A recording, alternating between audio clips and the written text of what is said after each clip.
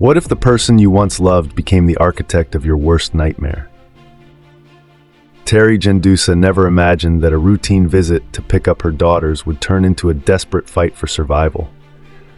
But on a freezing January morning, she walked into her ex-husband's house and straight into a deadly trap. One moment, she was standing in the doorway, and the next, a crushing blow to the head sent her spiraling into darkness. When she woke up, she was bound, gagged, and stuffed inside a garbage can. Then came the real horror. David Larsen, the man she once trusted, began shoveling snow over her, sealing her inside an icy tomb. As the temperature dropped, her body trembled violently, her breath coming in short, painful gasps. She knew she had hours, maybe minutes, before the cold stole her last shred of life. With her strength fading, she fumbled for her phone, barely managing to whisper 3 words that could mean the difference between life and death. Help, I'm freezing. But would help arrive in time? Or would she become just another tragic headline, a woman silenced by the man who was supposed to love her? Before we dive in, don't forget to subscribe to Crime Docket for gripping true crime stories like this. Teri Jendusa tightened her grip on the steering wheel as she pulled up to her ex-husband's house in Racine, Wisconsin. The winter air was biting, the kind that slithered into your bones and refused to let go. Snowflakes drifted lazily from the overcast sky, masking the true danger that lurked inside the modest 2-story home. The house itself stood like a frozen relic of the past, a place once filled with warmth, now hollowed out by years of fear and resentment. Teri had long moved on from David Larsen, her manipulative and abusive ex-husband, but co-parenting their 2 young daughters meant she had no choice but to endure these dreaded exchanges. Today was just another routine pickup, or so she thought. As she parked in the driveway, she hesitated for a moment, her breath fogging up the windshield. There was always a lingering unease when dealing with David. He had a way of making her feel like prey in his presence, like a cat toying with a mouse before the final kill. But today, she reassured herself, was just about the girls. Get in, get them, and get out. Pulling her coat tighter around her body, she stepped out into the crisp air. The crunch of snow beneath her boots was the only sound as she made her way to the front door. Before she could knock, the door creaked open slowly, revealing David standing in the dimly lit entryway. His tall, broad frame filled the doorway, his piercing blue eyes locked onto her with an eerie calmness.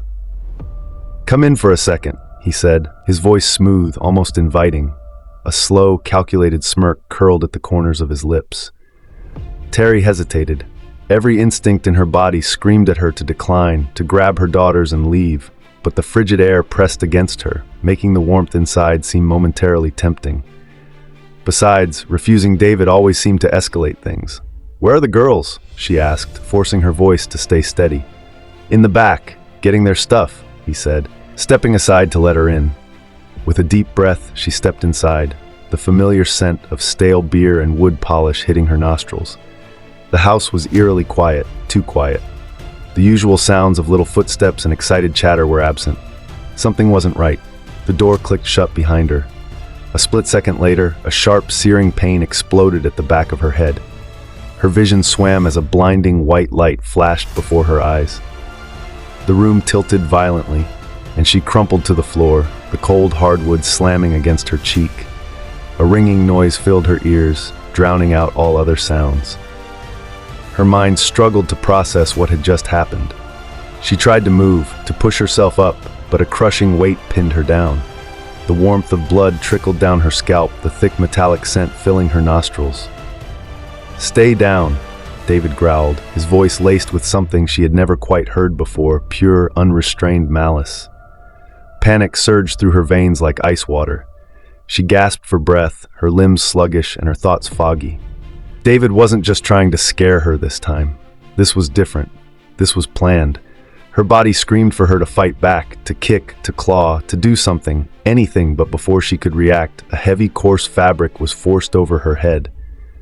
Darkness engulfed her completely. Her breath came in quick, shallow gasps as she thrashed against the suffocating material. The thick fabric muffled her screams, absorbing every desperate plea for help. The floor shifted beneath her as David dragged her body across the room. She struggled, twisting and kicking, but his grip was ironclad. "You should have never left me," he snarled in her ear, his voice dripping with venom. "You think you can just take my kids and move on?"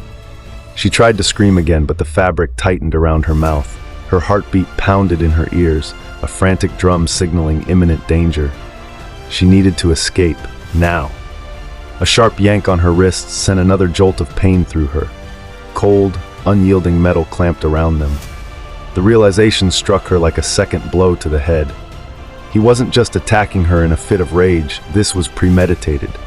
Her daughters. Where were they? Had they seen what happened? Had David done something to them too? The questions swirled through her mind, each more horrifying than the last. The unmistakable sound of duct tape being torn from a roll sent another wave of panic crashing through her. The tape wrapped around her ankles, locking her legs together.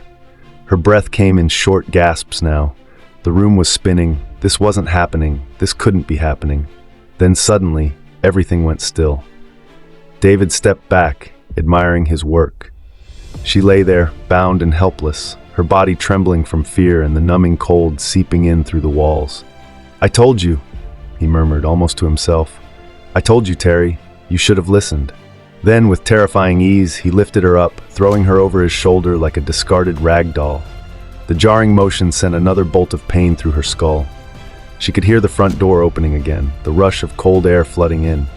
The world beyond was so close, yet impossibly far away. Then the sound of a trunk opening. Realization dawned on her, sending a new kind of horror through her veins. He was going to take her somewhere far worse than this house. As he tossed her into the trunk, the impact sent another wave of agony through her. The darkness was suffocating, the air thick with gasoline and rust. The lid slammed shut with a deafening finality. Teri had always feared David, but never like this. This wasn't just about control.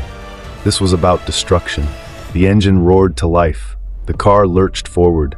And just like that, Teri Jendusa vanished into the cold winter night. A dull, throbbing pain in her skull yanked Teri Jendusa back to consciousness. Her mind swam through a thick haze, the world around her a disorienting blur. She tried to move, but panic surged through her veins as she realized she couldn't. Her wrists were bound, her ankles trapped together. The walls around her were cold and unyielding, pressing against her from all sides. The air was stale, thick with the suffocating stench of plastic, sweat, and something metallic, blood. Her breathing came in ragged gasps as the terrifying realization struck her. She was inside something, enclosed and hidden. The tight space constricted her chest, making it nearly impossible to take full breaths. As her senses sharpened, she recognized the hard plastic encasing her body, a garbage can. Teri's heart slammed against her ribs. Her mind raced. How did she get here? The last thing she remembered was David's smirk, the cold bite of zip ties on her wrists, and the trunk of his car swallowing her whole. Now, she was here, trapped in this coffin of plastic, surrounded by darkness. Then she heard it, David's voice. "You ruined my life, Teri," he sneered, his voice muffled but unmistakable through the plastic shell. "Now I'll ruin yours." A jolt sent her tumbling sideways as the garbage can tilted. Her stomach lurched as she realized he was dragging it. Each movement sent a fresh wave of nausea rolling through her body. The sharp edge of the plastic rim dug into her shoulder as she fought to steady herself. Breathe, stay calm. But how could she? She was at his mercy. Her body was immobilized, her world reduced to this suffocating abyss. The can rocked violently as David hauled it out of the house, the motion jarring her body against its rigid walls. With every step he took, her pulse pounded faster. The scrape of plastic against wooden stairs vibrated through her bones. She bit her lip to keep from screaming. If she gave him that satisfaction, he would win. And she couldn't let him win. A blast of icy wind rushed through the tiny air pockets in the lid as the garbage can tipped forward. The change in temperature sent a new shiver through her, not just from the cold, but from the realization that she was outside now. The night air was thick with the scent of frozen earth and diesel fuel. The can thudded against the bed of a truck, the impact jarring her sore body. A moment later, a second jolt sent her rolling slightly, and then another as David secured her prison. Her breath came fast and shallow as she listened for any sign of where he was taking her. Listened for a chance to escape. But all she could hear was the deafening slam of the truck door, the rumble of the engine as it roared to life, and the crunch of tires over snow-covered pavement. She was moving, being taken somewhere worse. Panic clawed at her throat as she tried to shift her body to find any weakness in her restraints, but every attempt only tightened the zip ties around her wrists and ankles. Her fingers had begun to go numb from the lack of blood circulation. Where was he taking her? Would anyone even know she was missing yet? Her daughters.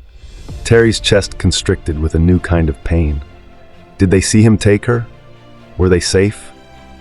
She had no way of knowing, no way of calling for help, and the thought of never seeing them again sent a silent tear rolling down her cheek. The truck continued its relentless journey, the hum of the engine lulling her into a fragile state between panic and numbness. Every bump in the road sent a fresh jolt through her confined body, her muscles aching from being trapped in such an unnatural position. Minutes felt like hours. The oppressive darkness inside the garbage can played tricks on her mind. Was it still night? Had they been driving for miles, or was it just down the street? The ride felt endless. Every bump in the road sent fresh shockwaves of pain through Teri's battered body. The freezing air bit into her skin, numbing her fingers and toes as she lay curled up in the suffocating darkness. Her breathing was shallow, the tight duct tape around her wrists and ankles cutting off circulation. She shifted slightly, wincing as the cold plastic of the garbage can pressed against her bruises. She wasn't going home, that much was certain. David had a plan, a sick, twisted plan, and she was at the center of it. The tires crunched to a slow stop, and the rumble of the engine cut off, leaving only the eerie silence of the night. Teri's pulse thundered in her ears as she strained to hear what was happening outside. A car door opened. Heavy boots hit the frozen ground. The sound of shuffling footsteps drew closer, each one measured, deliberate. Then, the lid snapped open. Blinding light from the truck's headlights streamed into her prison, making her squint. And there he was, his face twisted into a smirk, eyes gleaming with a cruel kind of satisfaction. The freezing wind rushed in, stinging her exposed skin. She shivered violently, her body already weakened from the hours of captivity. "You should have listened, Teri," David said, tilting his head as he studied her. "But you never did." He reached down, gripping the edges of the garbage can. Teri braced herself as the entire container tilted. Her body jostled roughly as he dragged it across what sounded like gravel. Each scrape sent vibrations through the plastic, making her heart race faster. Where was he taking her? What was he going to do next? Then she saw it, the shovel. David leaned it against the side of the truck, the metal edge gleaming under the moonlight. The sight sent a fresh surge of terror coursing through her veins. He wasn't just going to leave her out here. He was going to bury her alive. "No," she whispered, her breath coming in frantic gasps. She wriggled, struggling against the duct tape, but it was too tight. The plastic bit into her wrists as she pulled, her skin raw and stinging from the friction. David reached for the shovel, scooping up a heavy load of snow. Then, with a wicked grin, he dumped it on her. The ice-cold snow hit her face and chest, seeping through her thin clothing, stealing away what little warmth she had left. She gasped, the shock of the cold sending her body into spasms. "Please," she choked out, but her voice was weak, barely audible over the sound of snow crunching under David's boots. Another load, and then another. Each scoop felt heavier, each icy clump pressing down on her like a frozen weight of death. Her breath quickened, forming clouds of white mist that vanished into the darkness. Panic clawed at her chest as she fought to stay calm. If she lost control now, if she wasted her energy screaming, she would run out of air even faster. "Sleep tight," David murmured. His voice was almost playful, as if this were some sick bedtime ritual. Then came the final blow. The lid snapped shut, trapping her inside. A metallic click echoed in the frigid night as the padlock sealed her fate. Teri lay there, stunned. He was really going to leave her. A fresh wave of terror swept through her as the temperature inside the garbage can plummeted. Her body convulsed uncontrollably, the cold gnawing at her like a living thing. The snow pressed against her face, her chest, and her arms. She tried to shift her legs, but they were bound too tightly. The more she moved, the faster the warmth drained from her body. She was trapped in an icy tomb, a silent witness to her suffering.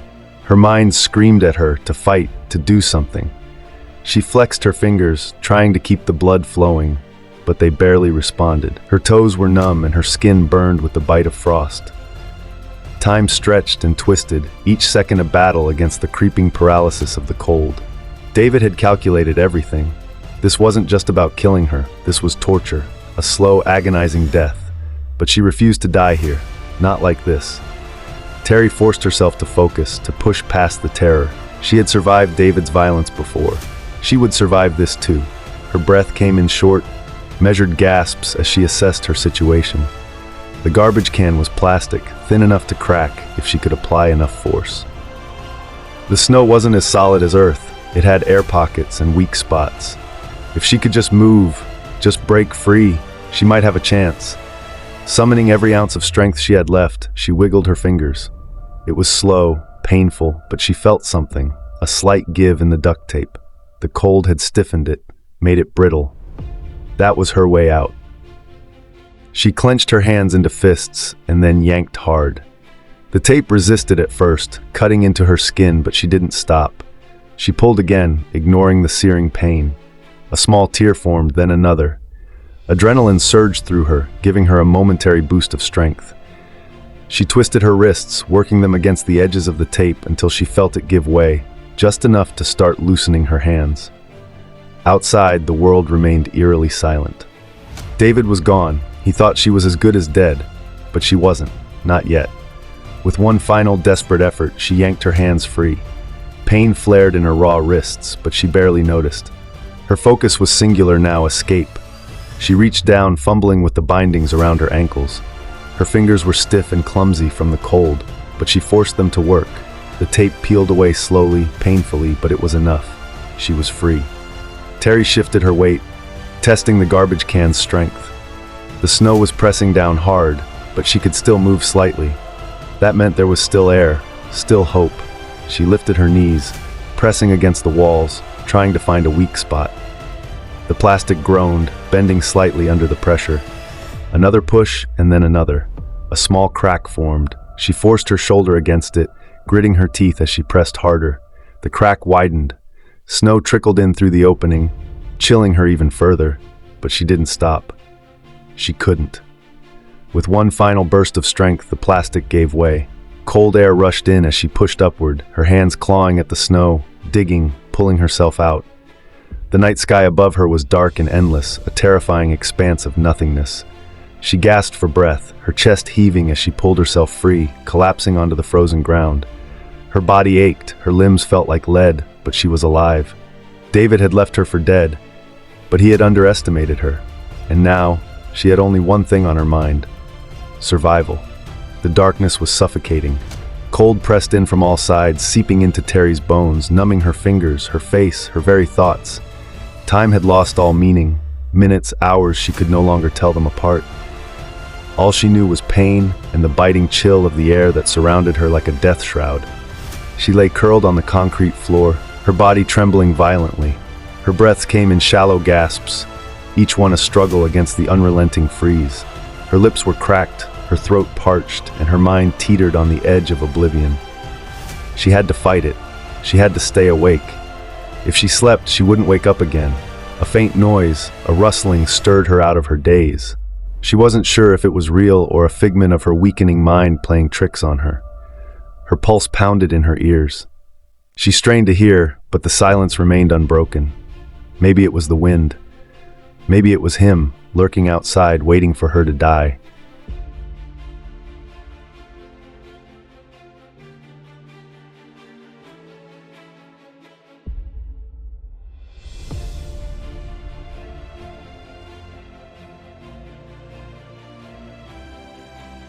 She had to get out. Summoning what little strength remained in her frozen limbs, she tried to move. Every muscle screamed in protest, her joints stiff with the encroaching cold. Her fingers, clumsy and unresponsive, curled inward as if they no longer belonged to her. But then a jolt of hope shot through her. Something solid against her palm, her phone. Her heart slammed against her ribs. She had completely forgotten it was there. She forced her numb fingers to move, to wrap around the device. It felt like a foreign object, slippery against her frozen skin. Desperation surged through her veins as she struggled to pull it from her pocket. Her hands trembled violently, and for one terrifying second she almost dropped it. Come on," she whispered through chattering teeth, her breath a weak mist in the freezing air. Her thumb fumbled against the screen. It felt like a lead weight. The light from the display was blinding in the oppressive darkness. Her vision blurred, making it nearly impossible to focus. With sheer willpower, she forced her eyes to stay open. She pressed the screen once, twice, and then the most beautiful sound she had ever heard filled the air, the dial tone. Her breath caught. The ringing echoed in her ears, a lifeline dangling over the abyss. Then 911. "What's your emergency?" The voice was crisp, professional, a beacon cutting through the haze of fear and exhaustion. Relief crashed over her like a tidal wave, but her body was so weak, so frozen that she barely felt it. Her lips parted, but her voice, so small, so frail, almost didn't make it past them. "Help!" She barely recognized her own voice. It was a whisper, a ghost of a sound. She tried again, forcing the words out even as darkness threatened to pull her under. "I'm freezing," she rasped. "He locked me in. Storage unit. Wheeling, Illinois." The phone slipped from her grasp. No," she whimpered, weakly clawing at the air, but her fingers barely moved. The device hit the floor with a soft clatter, its glow illuminating the small space around her. Her eyelids felt like lead. Her body no longer shivered, an ominous sign that hypothermia was setting in. She prayed they heard enough. If not, she was already dead. Her thoughts drifted, unfocused. Memories flickered in her mind like a broken film reel. Her mother's warm embrace, the sound of her little brother's laughter, the way the autumn leaves crunched beneath her feet when she was a child. Home, safety, and light. A sound, a noise she barely registered. Was it the dispatcher? Was it sirens? Footsteps? Or was it the silence of death coming to claim her? Teri's vision tunneled, the edges of reality blurring. The cold no longer felt unbearable. It felt distant, as if she were floating above it all. Warmth, eerie and deceitful, began creeping through her limbs. She wanted to close her eyes, just for a moment. The call was brief, desperate, and fragmented, but it was enough. The dispatcher on the other end of the line understood the urgency in Teri Jendusa's fading voice. Her words were few, her location uncertain, but one thing was clear: she was running out of time. A chilling wind howled outside as officers in both Wisconsin and Illinois sprang into action. The dispatcher relayed the fragmented clues to every available unit, hoping someone could make sense of them. Teri had managed to whisper that she was in the dark, she was freezing and she couldn't move. But where was she? The call had been cut short, her voice swallowed by silence. David Larsen had disappeared without a trace, certain that his ex-wife was as good as dead. The storm outside raged on, thick snow blanketing the streets, an added obstacle for law enforcement desperately searching for the missing woman. Each passing minute was another step closer to death for Teri, trapped somewhere in the icy void. Detective Greg Wilson stood over a map, a gnawing feeling creeping into his gut. He had been on cases like this before, missing persons, abductions, but something about this one unsettled him deeply. He retraced the last known locations, the phone's weak signal, and the history between Teri and her ex-husband. Then it clicked. "Check storage facilities," Wilson barked into his radio. Anywhere Larsen could have stashed her. He wouldn't want her found easily. Several teams were dispatched, officers fanning out across suspected locations. Then a breakthrough. A faint ping from Teri's cell phone had briefly registered near a storage unit in Wheeling, Illinois. It wasn't much, but it was a lead. Wilson didn't hesitate. He ordered his team to move out immediately. The drive to the facility was tense. Red and blue lights reflected off the icy road as sirens wailed through the freezing night. The officers knew they might be arriving too late, but no one dared voice that fear. At the storage facility, a cold silence loomed.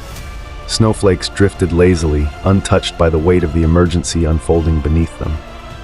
The officers moved swiftly, weapons drawn, searching for the correct unit. A worker, still half asleep from being woken up, fumbled through the records. "Larsen, David Larsen, Wilson pressed. The worker's eyes widened. Unit 213, far end of the lot. The team bolted, boots crunching against the snow. Wilson reached the door first. A thick padlock secured the unit. His breath curled in the frigid air as he turned to his team. Get the crowbar. A burly officer stepped forward, gripping the tool with both hands. He wedged it under the lock and yanked with all his strength. Metal screeched in protest before the padlock finally gave way, clattering to the ground. Wilson grabbed the handle of the unit's door. His pulse pounded in his ears. He inhaled sharply and yanked the door upward. The metal groaned as it slid open, revealing darkness. The officer's flashlights cut through the void, illuminating a horrifying scene. A collective gasp filled the air. Inside the facility, curled in on herself, was Teri Jendusa. Her skin was nearly blue, her lips cracked and frozen. Icicles clung to her eyelashes and her breathing was so faint it was almost imperceptible. Her body was rigid, barely clinging to life, but she was alive. "Medic! Get a medic here now!" Wilson shouted. Hands reached in, trembling as they lifted her out. Her clothes were soaked, frozen stiff like armor. Someone wrapped a coat around her, but it barely made a difference. The cold had sunk deep into her bones. Teri's eyelids fluttered. A weak, whispery breath escaped her lips. "Help, me!" "You're safe, Teri. We've got you," Wilson assured her, his voice tight with emotion. The paramedics arrived within minutes, working swiftly to stabilize her. They wrapped her in thermal blankets, carefully placing heat packs around her body. But they knew she was on the edge of survival. Every second counted. She was rushed to the ambulance, sirens wailing as they sped toward the nearest hospital. The officers remained behind, processing the nightmare they had just witnessed. Wilson's jaw clenched. David Larsen thought he had won. He thought he had erased Teri forever. But fate had other plans.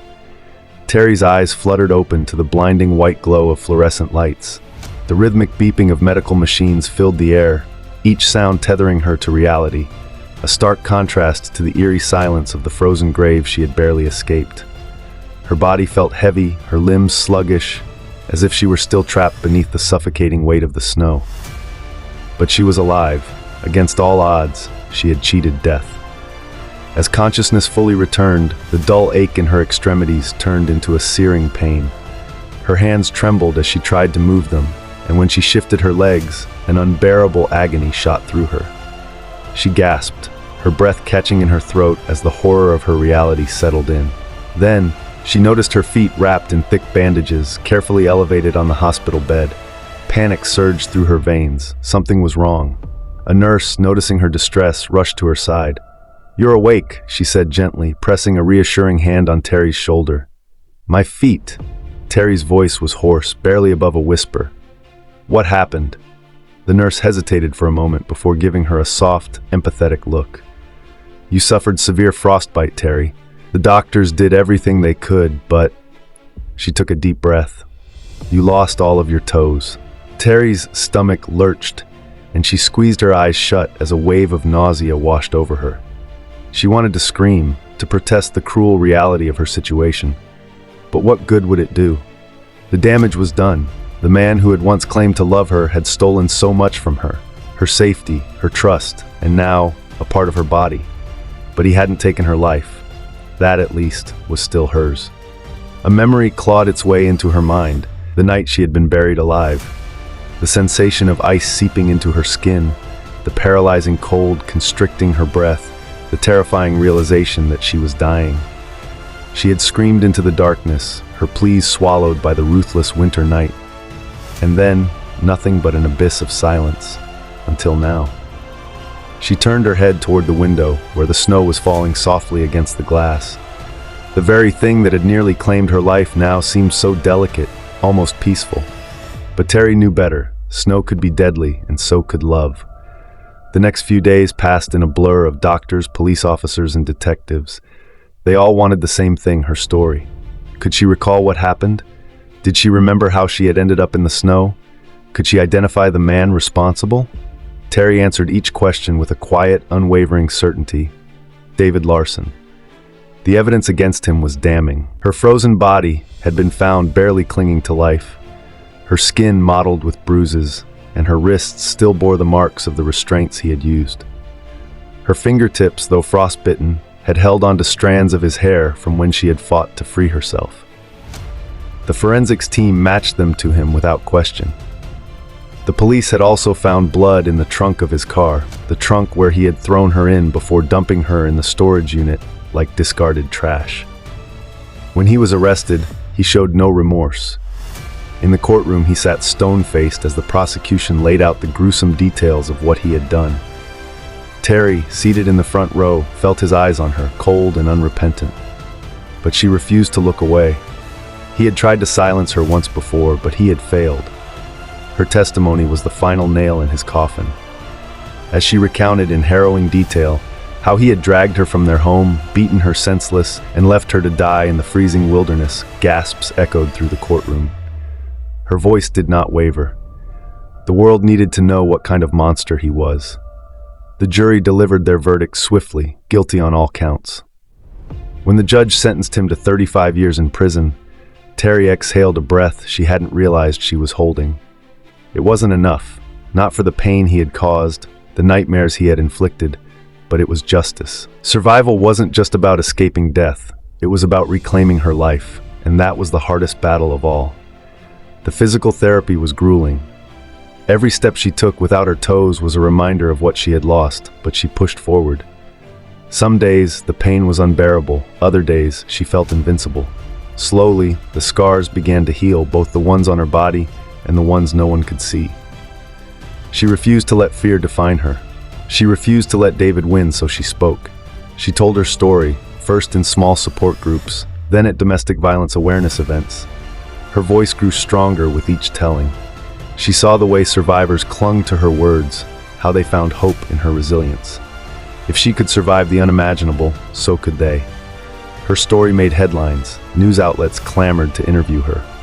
The woman who was buried alive and survived. It was sensational, shocking, but it was also true. She had endured the depths of human cruelty and emerged stronger.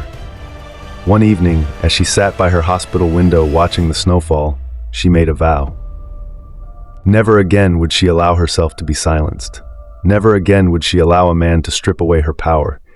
She had been frozen, buried, and left for dead. But she had survived, and she would make damn sure the world knew it. Because her story wasn't just about survival, it was about justice. And justice had finally been served. Survival, justice, and resilience. Teri's story is unforgettable. Like, comment, and subscribe to Crime Docket for more gripping true crime stories.